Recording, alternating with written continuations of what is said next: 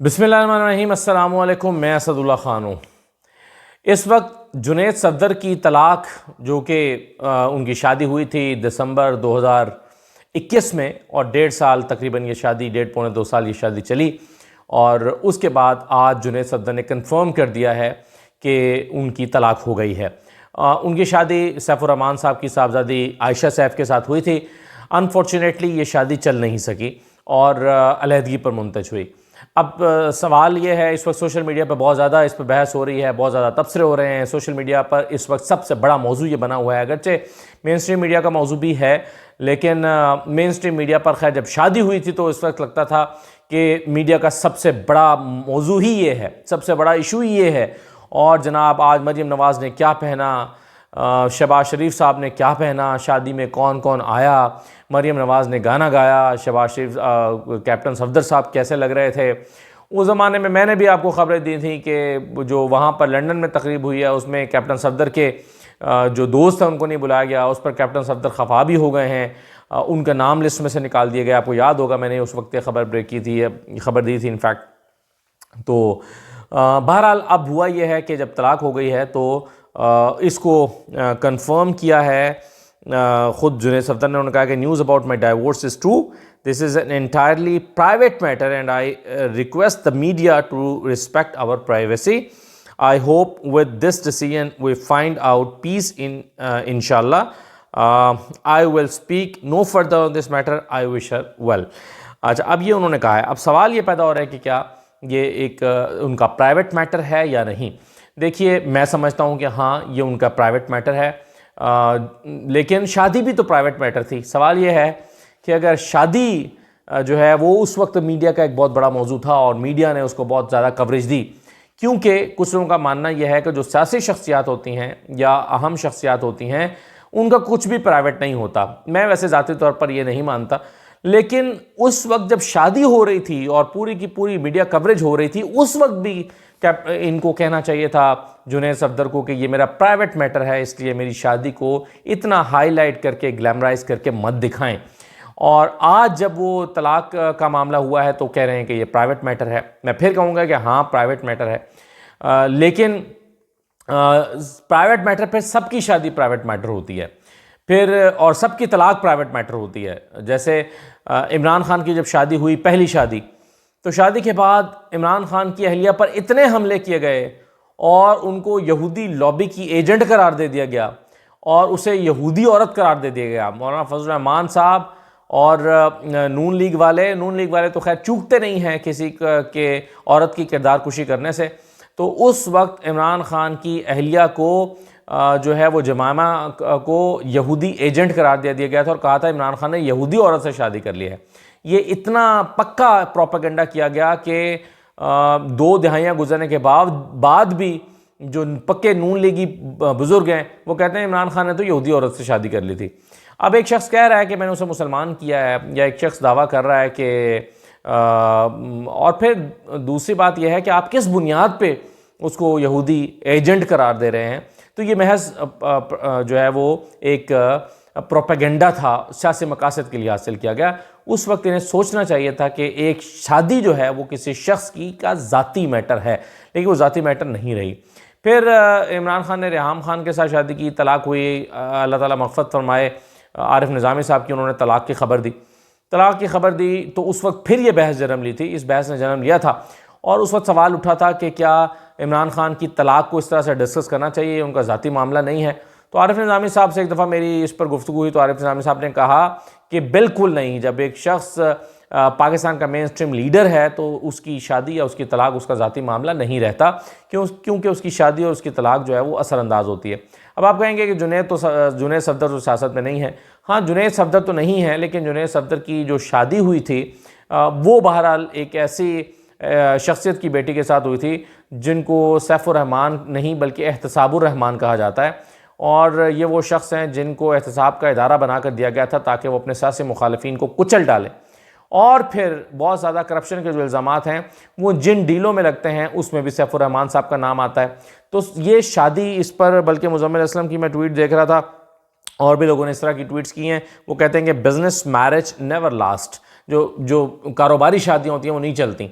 तो इसको कारोबारी शादी करार दे रहे थे और बजाय लगता भी ये था कि जुनैद और सैफुर रहमान साहब की जो साहबजादी हैं ये टोटली एक अरेंज मैरिज थी और ये अरेंज मैरिज कारोबारी जो ताल्लुकात हैं नवाज शरीफ और सैफुर रहमान के, उसकी बुनियाद पर इस शादी की बुनियाद रखी गई होगी। जुनैद सफदर ने एक सादतमंद बच्चे या एक मशरकी एक ख़ानदान जो होता है जहाँ पर एक रवायत चल रही होती है उसके मुताबिक सर तस्लीम खम तो कर लिया, लेकिन बहरहाल ये शादी चल ना सकी। अब ज़ाहिर है बहुत ही ज़ाती नोयत के मामला होंगे जिसकी वजह से ये नहीं चल सकी, उस पर तो कयास नहीं करनी चाहिए। मैं मुख्तसरन बस इतना कहूँगा कि अगर तलाक प्राइवेट मैटर है तो फिर ये सब का प्राइवेट मैटर है, फिर चाहे वो इमरान खान हो उसका भी प्राइवेट मैटर है।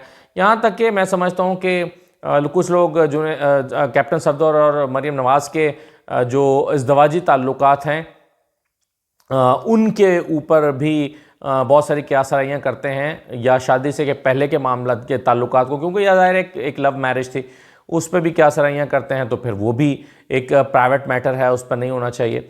लेकिन बहरहाल ये एक डिबेट है जिस पर दोनों तरफ से दलाइल मौजूद हैं।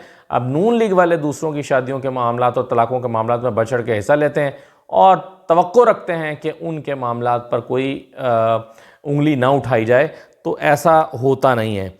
अच्छा, दूसरे ज़रा मौजू पर आ जाएं। मुझे जब कभी याद आ जाता तो मैं आपसे रिक्वेस्ट कर देता हूँ कि चैनल को सब्सक्राइब कर लें। जिन लोगों ने नहीं किया वो इसको सब्सक्राइब कर लें, तो वो कहते हैं कि सब्सक्राइब करके शुक्रिया का मौका दें, तो मैं आपका शुक्रिया अदा करूँगा। अच्छा देखिए, इमरान खान ने एक जेल से पैगाम जारी किया है और वो कहते हैं कि ये लोग मुझे जिस जेल में भी रखें, जैसे हालात में भी रखें, आपने घबराना नहीं है और ना ही मेरे मुतालिक फैलाई जाने वाली अफवाहों से परेशान होना है। इमरान खान का जेल से पैगाम ये जो है वो आज ये हुआ है। इमरान खान से जो लोग मुलाकातें करते हैं वो आकर फिर पैगाम कभी कभी देते हैं कि इमरान खान साहब ने ये पैगाम दिया। चूँकि ये पैगाम बराह रास्त आवाम के लिए है, इसलिए वो कह रहे हैं कि इससे आपने परेशान नहीं होना कि मैं किस हालात में हूँ, मुझे जिन भी हालात में रखेंगे मैं उसमें जो है वो मुतमईन हूँ या उसमें एडजस्ट करूँगा। इनका कहने का मतलब ये है। अब इमरान खान साहब पहले अटक जेल में थे, अटक जेल में उनके जो मामला थे वो काफ़ी उसमें एडजस्ट कर गए थे, वॉक शॉक उनको हो रही थी, एक्सरसाइज वो कर लेते थे, एडजस्ट कर गए थे, अगरचे वो उस तरह से बी क्लास नहीं थी क्योंकि बी क्लास वहाँ पे अवेलेबल नहीं है। तो इमरान खान को ये बयान देना महंगा पड़ गया था कि मैं मुतमईन हूँ और मैंने एडजस्ट कर लिया है और मुझे यहाँ कोई परेशानी नहीं है। तो फिर उनको जिन लोगों को तशवीश हुई कि इमरान खान परेशान क्यों नहीं है, उन लोगों ने फिर उठाकर इमरान खान को अडयाला मुंतकिल किया और अडयाला में आकर उनको काफ़ी परेशानियों का सामना करना पड़ा। लेकिन अब वो कह रहे हैं कि आपने घबराना नहीं है, मैं भी नहीं घबरा रहा, बस ठीक है, जैसे भी हालात होंगे मैं उसको फेस कर लूँगा, आपने परेशान नहीं होना। तो मेरा ख्याल है इमरान खान को ऐसे बयान नहीं देने चाहिए, क्योंकि अगर वो ऐसे बयान देंगे तो फिर उनके लिए सख्तियाँ आएंगी, फिर उनको इससे मुश्किल हालात में डालने की कोशिश की जाएगी। लेकिन इमरान खान समझते हैं कि उनके कारकुनान का मोराल हाई रहना चाहिए, मोराल डाउन नहीं होना चाहिए, उनको परेशान नहीं होना चाहिए, इसलिए वो इस तरह के बयानात उन्होंने ये बयान जारी करना मुनासिब समझा होगा। बहरहाल ऐसा लगता है कि इमरान खान ने अगेन एडजस्ट कर लिया है इन हालात में भी और वो झुकने के लिए तैयार नहीं है। वो तासुर ये दे रहे हैं कि मैं डील नहीं करूँगा, मैं झुकूँगा नहीं, मैं 10 साल की डील करके मुल्क से बाहर नहीं जाऊँगा और मैं समझौता नहीं करूँगा, मुझसे जो डिमांड्स की जा रही हैं वो मानूँगा नहीं, मैं डटा हूँ, जिसको मुझे मनाना है वो मना ले, जिसको ज़बरदस्ती करनी है कर ले। तो इस तरह का पैगाम जो है वो उन्होंने जारी किया है। अच्छा, एक और चीज़ देख लीजिए, मैं फजलुर रहमान के हवाले से मैंने पिछली वीडियो में बात की थी कि फजलुर रहमान साहब चाहते हैं कि सर्दियों के मौसम में इलेक्शन ना हो, इनफैक्ट वो चाहते हैं कि इलेक्शन ही ना हो। और मैंने आपको पिछली वीडियो में बताया था कि 8 इलेक्शन जो हैं वो सर्दियों में हो चुके हैं 1970 से लेकर अब तक, तो 8 हो सकते हैं तो 9वां भी हो सकता है। तो अब मौलाना फजलुर रहमान साहब ने एक और काम किया है कि फजलुर रहमान साहब पहले तो ये खुद कहते रहे कि सर्दियों में इलेक्शन नहीं होने चाहिए, बर्फबारी होती है। अब उन्होंने कॉल की शहबाज शरीफ को कॉल करके कहा कि ये जो मैं इलेक्शन में ताख़ीर चाहता हूँ इसमें आप मेरा साथ दें। लेकिन शहबाज शरीफ साहब ने किसी भी किस्म का इस मामले में साथ देने के लिए हरी झंडी दिखा दी और साफ साफ सीधा सीधा कह दिया कि ये मैं पार्टी से मशवरा करूँगा तो फिर आपको बताऊँगा। और पार्टी ने अपने अंदर ये फैसला कर लिया है कि हमने इलेक्शन को टाइम पे कराना है। मैंने कल आपको बताया था, टाइम से मुराद है कि वो चाहेंगे कि उसको जनवरी फरवरी से आगे इलेक्शन ना जाएं। उसकी वजूहत क्या हो सकती हैं, मुमकिन है वो मैंने कल आपके साथ शेयर कर ली हैं। लेकिन फजलुर रहमान साहब की को फ़ोन भी किया उन्होंने और सुबकी भी हुई। सुबकी होती है ना जब आप किसी को फ़ोन करके कोई रिक्वेस्ट करें और वो आपको इनकार कर दे, तो फजलुर रहमान साहब की सुबकी भी हुई। लेकिन फजलुर रहमान साहब एक बड़ा कानूनी नुक्ता मिस कर रहे हैं, और ये नुक्ता जो है वो आई एम श्योर के शहबाज शरीफ साहब ने उनको ज़रूर समझाने की कोशिश की होगी, या आप समझा देंगे। और वो नुक्ता ये है कि जनाब, आइन और कानून जब 90 दिन की बात करता है कि असम्बलियाँ तहलील हो गई, 90 दिन में इलेक्शन होंगे या 60 दिन में इलेक्शन होंगे, तो अगर फ़र्ज़ कीजिए अक्टूबर में असम्बलियाँ तहलील होती हैं, तो आइन क्या कहता है कि अक्टूबर में अगर तहलील हों या अक्टूबर से जनवरी के दरमियान अगर तहलील हो जाए, तो फिर 90 दिन के अंदर कराना ज़रूरी नहीं है या 60 दिन के अंदर कराना ज़रूरी नहीं है, फिर आप इसको 6 महीने डिले भी कर सकते हैं, क्योंकि वो मौसम ऐसा है। क्या आइन में कहीं मौसम की बात की गई है? क्या कहा गया है कि अगर नवंबर दिसंबर में असम्बलियाँ तहलील हो रही हों या हो जाएं, तो फिर आपने फरवरी या मार्च में, फरवरी में इलेक्शन नहीं कराना है, फिर आपने इसको अप्रैल तक ले जाना है या मई तक ले जाना है? क्या कहीं पर लिखा है? तो मौलाना फजलुर रहमान साहब को ये समझना चाहिए कि अगर आप इस तरह से मौसम के मुताबिक इलेक्शन कराना चाहेंगे तो आपको आईनी तरमीम लाना पड़ेगी, और उसमें ये मेंशन करना पड़ेगा कि सर्दियों में इलेक्शन नहीं हो सकते। अगर सर्दियों के अलावा असम्बलियाँ टूट रही हैं तो सर्दियों में तो इलेक्शन 60 दिन में होने चाहिए, और अगर सर्दियों में इलेक्शन असम्बलियाँ टूट रही हैं अक्टूबर से लेकर फरवरी और मार्च के दरमियान तक, तो फिर इलेक्शन 90 दिन में नहीं होने चाहिए, फिर 160 दिन में होने चाहिए। तो इसके लिए एक आईनी तरमीम दरकार होगी। मौलाना फजलुर रहमान साहब को ये समझना चाहिए। अभी मामला वैसे भी सुप्रीम कोर्ट में टेकअप होने वाला है, तो फिर पता चलेगा कि सुप्रीम कोर्ट किधर को जा रही है, आइन किधर खड़ा है, और 90 दिन और आर्टिकल 224 क्या कहते हैं। तो ये उनको, मौलाना फजलुर रहमान साहब जो हैं, उनको मेरा ख्याल है ये बात समझनी पड़ेगी। अच्छा, एक दो चीज़ें बस मैं आपके साथ और कर लेता हूँ। एक तो ये है कि ये वीडियो आप ज़रा देख लें। नवाज शरीफ साहब के पोस्टर को डंडे मारे हैं बच्चों ने। अच्छा, नहीं मारने चाहिए थे, सही बात है कि चलें आप वैसे अपने ख़यालात का इजहार करें या आप जो भी दिल में बात रखें, तो मैं यही कह सकता हूँ ज़्यादा से ज़्यादा कि चलें नहीं डंडे मारने चाहिए थे। अब ज़रा देखें वीडियो।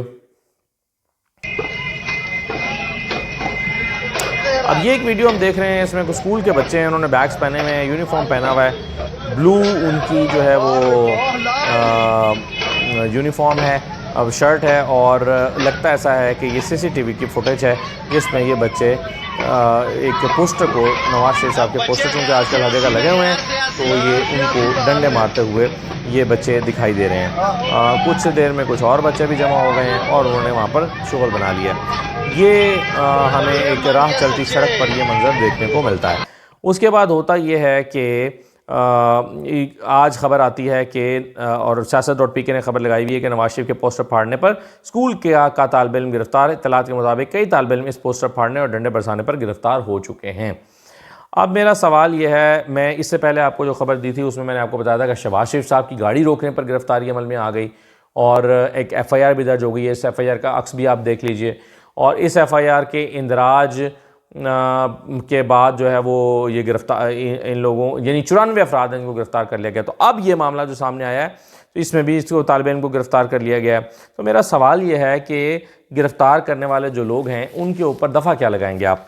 क्या ये जो बच्चे गिरफ्तार हुए हैं इन पर तशद्दुद की दफ़ात लगाएंगे कि उन्होंने नवाज शरीफ साहब पर तशद्दुद किया है? क्या लगाएंगे कि उन्होंने नवाज शरीफ के साथ या रियासत के साथ बगावत कर दी है? एक पोस्टर को अगर आपने डंडे मारे हैं तो क्या आपने रियासत के साथ बगावत कर दी है? क्या इश्तहाल अंगेज़ी का मुकदमा बनाएंगे कि नवाज शरीफ साहब के ख़िलाफ़ इन्होंने इश्तहाल अंगेज़ी की है? क्या आप नक्से अमन का मुकदमा बनाएंगे और कहेंगे कि इन्होंने अमन अमा का मसला पैदा कर दिया है, कत्लो गारतगरी होते होते बची है, मुआशरे में इंतशार होते होते बचा है, और इन्होंने इंतशार की वजह बने हैं ये छोटे छोटे बच्चे, स्कूल के बच्चे। हाई स्कूल के बच्चे कितने होते हैं? ज़्यादा 13, 14, 15 साल के होंगे। तो इन बच्चों ने ये नक्से अमन का ख़तरा बने हैं, या इन पर क्या मुकदमा दफ़ात लगाएंगे? क्या इन्होंने एक पोस्टर को नुकसान पहुँचा के अमलाक को नुकसान पहुँचाया है? वो पोस्टर ज़ाहिर है नून लीग की मिल्कियत होगा या किसी MNA MPA की मिल्कियत होगा, और ज़ाहिर है आई एम श्योर, मुझे यकीन है कि उसने वो जो वाजिबात होते हैं एक पोस्टर डिस्प्ले करने के, वो भी अदा नहीं किए होंगे और किसी की ज़रूरत भी नहीं की होगी उसको मांगने की। क्या नवाज शरीफ की अमलाक को नुकसान पहुंचाने का मुकदमा दर्ज होगा, या फिर ये सारी दफ़ात मिलाकर डाल दी जाएंगी? मेरा ख्याल है कि ये भी हो सकता है कि सारी दफ़ात मिला कर डाल दी जाए कि इन बच्चों ने ये हरकत की तो की कैसे। आपके ख्याल में कौन सी दफ़ा इन बच्चों पे लगनी चाहिए? आप अपनी राय का इज़हार कमेंट सेक्शन में ज़रूर कीजिएगा। आखिरी बात मैं ये करना चाहता हूँ कि देखिए इस वक्त ओवरऑल ये सब कुछ जो हो रहा है कि लोग गाड़ियाँ रोक लेते हैं, लोग पोस्टर फाड़ते हैं, गालियाँ भी देते हैं, जलसे में आकर जो है वो नारेबाजी भी करते हैं, मुखालिफ लोग आकर नारेबाजी करते हैं। ये सब कुछ क्यों हो रहा है? आज डॉन ने इसका अहाता सिर्फ 2 लाइनों में किया और बहुत शानदार अहाता किया है। उसने कहा पाकिस्तान में घुटन बढ़ रही है। डॉन ने अपने एडिटोरियल में लिखा है कि पाकिस्तान में घुटन बढ़ रही है, सफोकेशन का लफ्ज़ इस्तेमाल किया कि सफोकेशन बढ़ रही है, और उसकी उन्होंने 5 वजूहात 5 अल्फाज में बयान किए हैं, कोई लंबी चौड़ी बात नहीं की। उन्होंने कहा कि जी मुआशी बदहाली, इकनॉमिक डिसअरे जो है ये मुआशी बदहाली, ये लोगों की बेचैनी की या सफोकेशन की एक बहुत बड़ी वजह है। फिर वो कहते हैं कि सोशल अपहेवल जो है, समाजी हलचल, ये एक बहुत बड़ी वजह है इस वक्त सफोकेशन की, घुटन की। फिर उन्होंने कहा कि मीडिया क्लैम्प डाउन जो है, मीडिया पर लगने वाली जो कदगने हैं, ये एक बहुत बड़ा एक सोसाइटी का एक इशू बन गया है कि जिस मीडिया के ऊपर लगने वाली कदगन की वजह से आम तौर पे देखें आपको ये लगेगा कि कदगन लगने से क्या होता है, ये सिर्फ मीडिया के लोगों का मसला नहीं। मीडिया लोगों का कैथारसिस करता है। एक बात जो आम लोग नहीं कहना चाहते, कह सकते, उनके पास प्लेटफॉर्म नहीं है, वो मीडिया कहता है तो सुनने वाले को लगता है हाँ मेरा कैथारसिस हो रहा है। जो मैं कहना चाहता हूँ, मैं बिजली का बिल मेरा महंगा आया है, मैं बिजली के बिल की टीवी पे बैठ के बात करूंगा तो लोगों को लगेगा हाँ मेरी बात हो रही है, उनका कैथारसिस होता है। लेकिन अगर आप उनका कैथारसिस बंद कर दें, उनकी आवाज़ को दबा दें और बंद कर दें, तो लोगों के अंदर बेचैनी पैदा होगी और वो समझेंगे कि पता नहीं क्या हो रहा है, कि हमारी आवाज़ भी या हमारी बात भी लोगों तक नहीं पहुंच पा रही है, हुक्मरानों तक नहीं पहुंच पा रही है। तो मीडिया पर कदगने भी सफोकेशन को पैदा करती हैं सोसाइटी के अंदर। फिर पॉलिटिकल परसिक्यूशन जो है, सियासी जुल्म व सितम, सियासतदानों पर, सियासी शख्सियात पर, सियासी कारकुनों पर जो जुल्म व सितम हो रहा है, जो परसिक्यूशन हो रही है, वो सोसाइटी के अंदर बेचैनी की एक बहुत बड़ी वजह है।